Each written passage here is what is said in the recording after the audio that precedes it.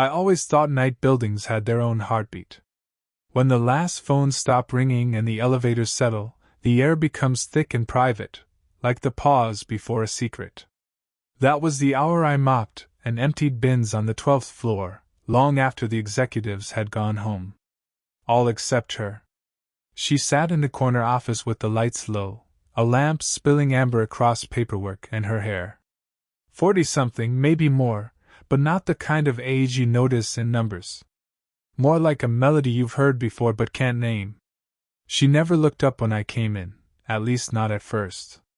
My cart squeaked. I tried to fix the wheels so it wouldn't announce me every night. "Late one again," she murmured once, eyes still on the screen. Not a question. Her voice carried the warmth of someone tired of holding everything together. "Yes, ma'am," I said too quickly. I wanted to tell her my name, but my throat felt thick. Instead, I dusted her bookshelf, careful not to disturb the photo of 2 teenagers at a graduation. We lived in that routine for weeks. She worked, I cleaned. Sometimes she'd push a cup of coffee toward me without looking. I'd drink it standing, the way you do at a gas station, pretending it was nothing. But the smell of her perfume lingered longer than the coffee. One Tuesday the storm started early. Rain hammered the glass walls, city lights smeared into silver lines. She closed her laptop, rubbed her temples, and finally, looked at me. "You always work this late?" she asked. "Most nights," I said, gripping the mop handle like it might steady me. She nodded. "It's strange. Everyone leaves, and yet I don't feel alone until you're gone." I laughed, soft, unsure if she meant it as a joke. She smiled anyway, but there was something in it, thin, breakable. I emptied her trash and she watched me. Not staring. Watching. Her pen tapped against the desk, a small, restless sound. "You're in school?" she asked. "Trying to be. Classes in the morning? This pays for them." She tilted her head. "What are you studying?" "Architecture. Maybe. I keep changing my mind." Her eyes softened, then drifted to the rain. "I used to want to be a painter. Before all this." She gestured at the office as if it were a cage. I didn't know what to say, so I just wiped the counter slower than I needed to. She noticed. Her lips pressed together like she'd almost said something else. "I should lock up soon," she said, but made no move to stand. The storm grew louder. Water streaked the window like tears. My cart was packed, but my feet stayed. She reached for the mug she'd been holding, but her hand trembled and she set it down again. "Do you think—" She stopped, eyes on the rain. "We could start right here?" The words hung between us, unfinished, like the smell of ozone before a strike of lightning. My heart kicked hard against my ribs. Was she talking about work? About something else entirely? Then, just as I opened my mouth, my phone buzzed on the cart, a text from a number I hadn't seen in years. The sound cracked the quiet like a dropped glass. She blinked at me, waiting. And I had no idea what I was about to say. The buzz of my phone still hummed in my pocket, but I couldn't look at it. Not with her eyes on me. She just said those words. "Do you think we could start right here?" And though they'd floated off unfinished, their echo had changed the room. I should get going," I murmured, but my hands wouldn't move. She leaned back, folding her arms as if pulling herself back into a shell. "Right. Of course. You have classes." Her voice was even, but she didn't meet my eyes. I wheeled the cart into the hallway and stood there a moment, staring at the rain. The text was from my ex, the girl I'd dated all through high school, the one who'd left for someone older while telling me I wasn't ready to settle down. I'd told myself I was over it. Seeing her name flash on the screen told me I wasn't. The next night the office was empty except for her again. She'd tied her hair back, glasses perched low on her nose. The air smelled faintly of wet wool. She must have walked through the rain. "You're quiet tonight," she said. Long day, I answered, and kept wiping down a table already clean. Her eyes flicked to my phone on the cart. Girlfriend trouble? No. Not anymore. She gave a small, sad smile. I remember that age. Thinking everything ends at 24. She closed her laptop. My husband left when I was 38. We had a daughter in college.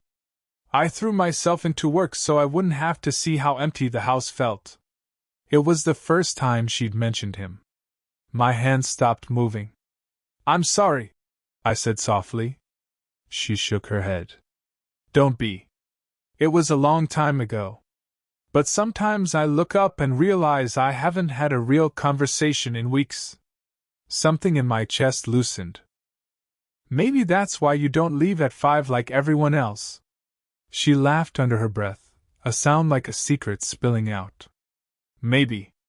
The storm outside rolled on. Lights from passing cars rippled across the ceiling. I shouldn't have said that thing last night, she said suddenly. It wasn't you didn't finish, I said. So I didn't know what you meant. She glanced at me then, a long, unguarded look. Didn't you? My heart thudded. The age difference sat heavy between us, an invisible third person in the room. I wanted to step back, but instead I stepped closer to the window to wipe the sill. Our hands brushed as she moved the mug aside. She didn't pull hers away. For a breath we stood like that, rain streaking the glass, our reflections blurred together. Her fingers rested near mine, not holding, not withdrawing, a small, trembling question neither of us dared answer aloud. The next week blurred into late nights and small conversations. We both acted as though that touch by the window hadn't happened, but it had. Its echoes sat under everything we said. Friday evening the building was emptier than usual.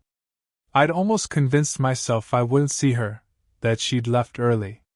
But when the elevator doors opened on 12, her office light still burned. She was on the phone, voice low and sharp. Yes, of course I'll be home for the weekend. No, she's not back yet.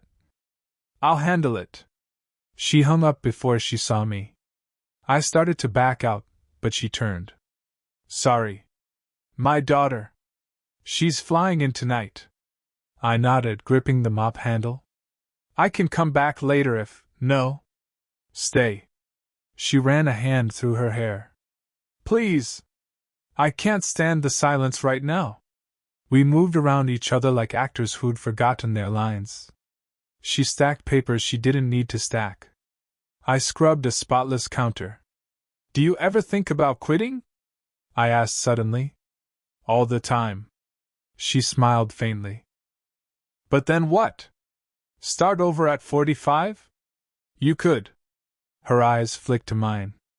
And you? I already did once. She tilted her head. The text you got. Was it her? I swallowed. Yeah. She wants you back? Maybe.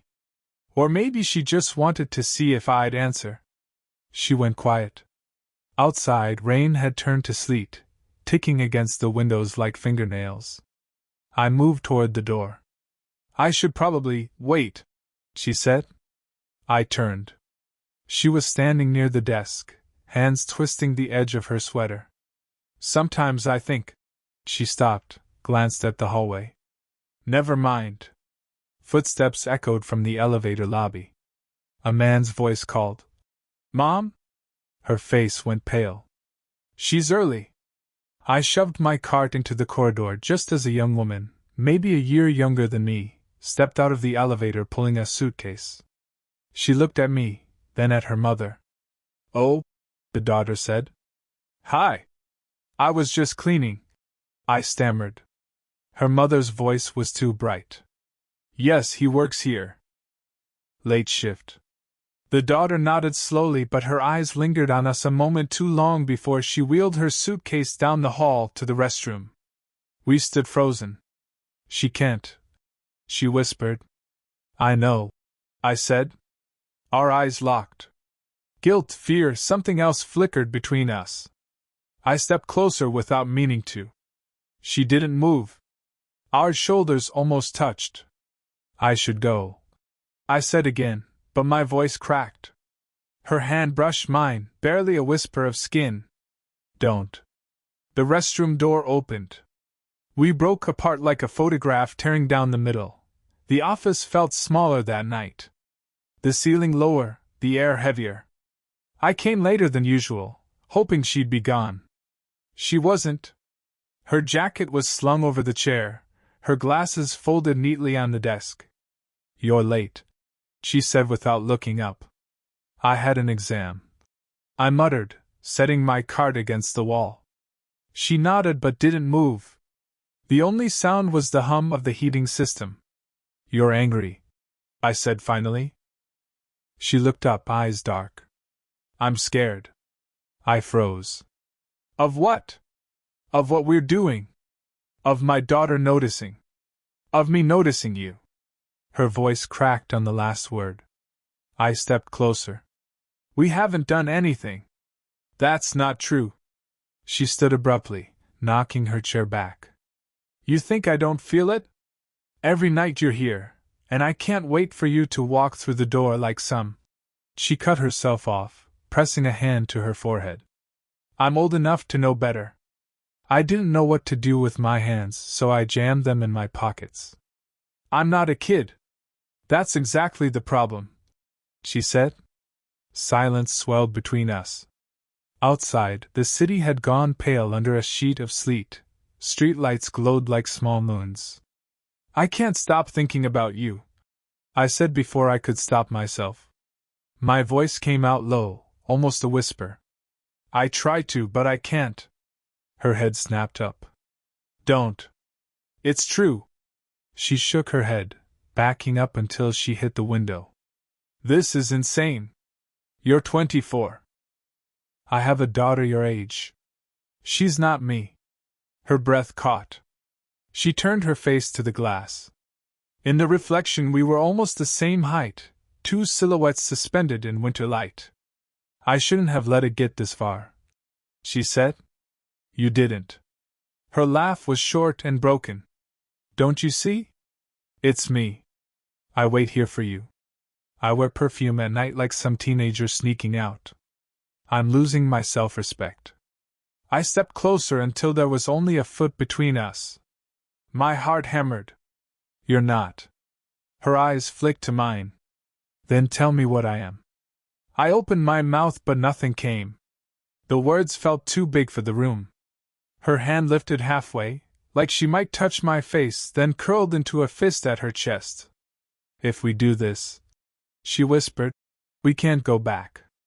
I swallowed hard. I know. We stood there, two people on opposite sides of a line we'd drawn ourselves. The sleet hit the glass like applause. Then, from the hallway, her daughter's voice. Mom? Are you still here? We both turned. Our hands almost brushed. The door handle started to turn. The door swung open before either of us could step away. Her daughter stood in the doorway, phone in hand, suitcase by her side. For a moment she just stared at us, at how close we were, then at the empty mug on the desk, at my card abandoned mid-hallway. Mom? She said again, but softer this time. Her mother's voice came out bright, too quick. You're early. Flight wasn't delayed? The daughter's eyes flicked between us. I grabbed an earlier one. Wanted to surprise you. She stepped inside, slow and deliberate. Looks like I did.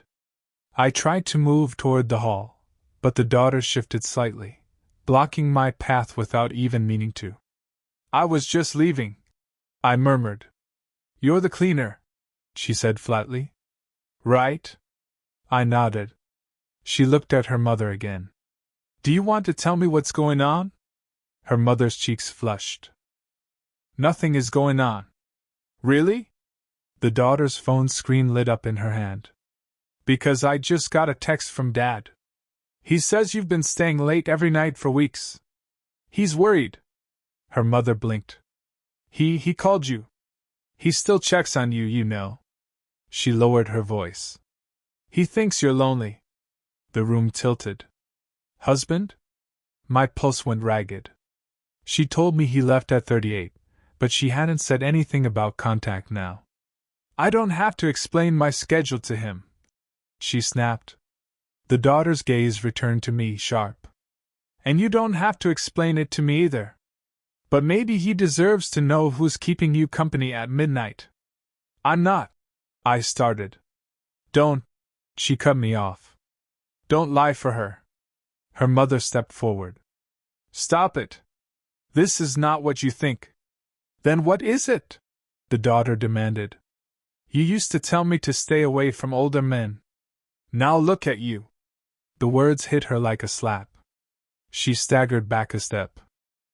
That's enough. The daughter's eyes glistened.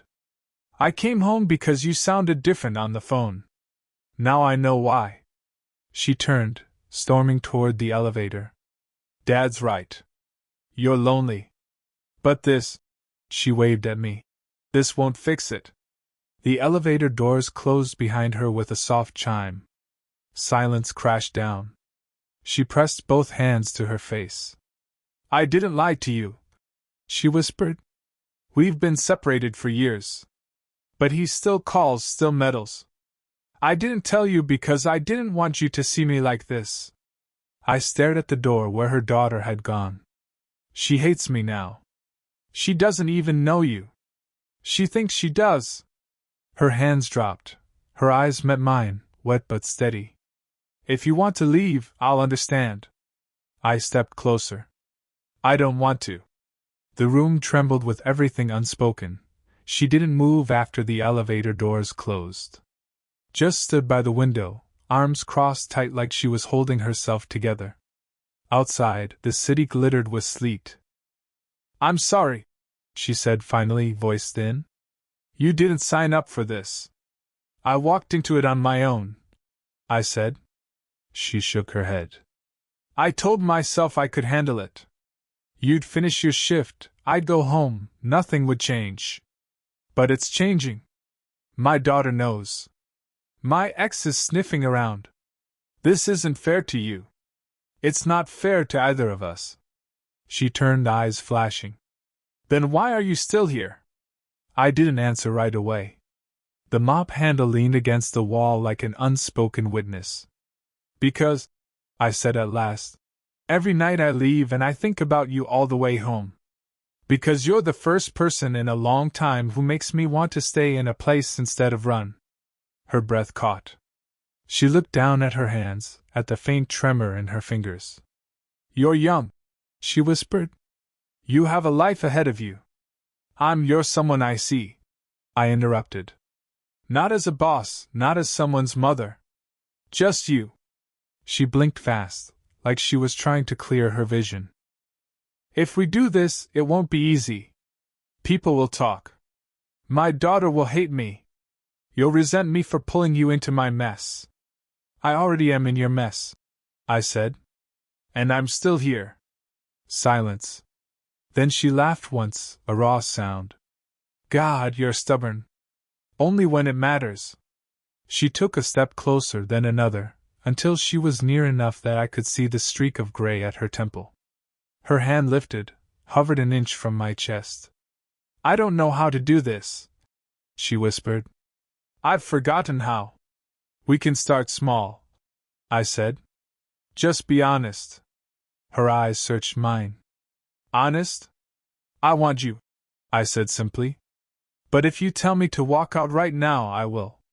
I'll never come back to this floor. She closed her eyes, drew in a shaky breath. When she opened them again, they were bright, almost defiant. Don't go. For a moment everything stilled, the heating hum, the sleet, even the clock on the wall. Then her phone buzzed on the desk. A message from her daughter lit the screen. We need to talk tomorrow. She looked at it, then at me. This will change everything, she said. I know. Our foreheads almost touched, not quite. Both of us on the edge of something that might be ruin or might be rescue. The building's lights flickered. A gust of wind rattled the window. We didn't move. Morning light poured through the office's glass walls, turning the carpet a pale gold. We hadn't moved far from the window, just drifted apart enough to breathe. I'd finished my shift hours ago but stayed anyway. She'd curled up on the sofa with a blanket she kept in a drawer. Her shoes were off, her hair down, the exhaustion of a night's worth of decisions written across her face. "I sent her a message," she said quietly. "Told her I'd come by the apartment this afternoon. No lies. No hiding." I sat on the edge of the coffee table, elbows on my knees. "How'd she take it?" She only replied with a heart. She tried to smile. "That's something, right?" I nodded. "It's more than nothing." She looked at me. "What about you? You've got classes. A life to build. This doesn't have to be your burden." I shook my head. "It's not a burden. I'm choosing it." "Choosing you? Even if it's complicated." Her eyes softened, but she stayed quiet. The hum of the building grew louder as the day staff arrived on other floors. We were about to become two normal people again, one worker leaving, one executive starting her day. "I don't know how this is supposed to look," she admitted. "I've been the responsible one for so long. Always keeping my feelings boxed up. It's strange to even imagine." I reached out, brushed a strand of hair from her cheek. My hand lingered for a moment, not a claim but an offering. "We don't have to know. We just have to keep showing up." Her breath caught, but this time she didn't pull away. "You're going to make my life very complicated," she whispered. "Maybe it'll be complicated and good." She laughed, a small, real laugh. "Maybe." Down the hall the elevator dinged. It was time for me to go. I stood, but before I could step back she rose too, closing the space between us. Her fingers found mine, tentative, then sure. "I'm not promising forever," she said. "But I am promising honesty. From here on out. That's all I need."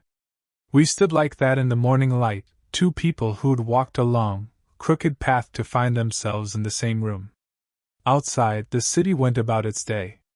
Inside, everything felt strangely still, like the first quiet second after a storm. Whatever came next, her daughter's reaction, the whispers, the logistics, it would be real. Not a secret, not a fantasy. Real. She squeezed my hand once more. "Ready?"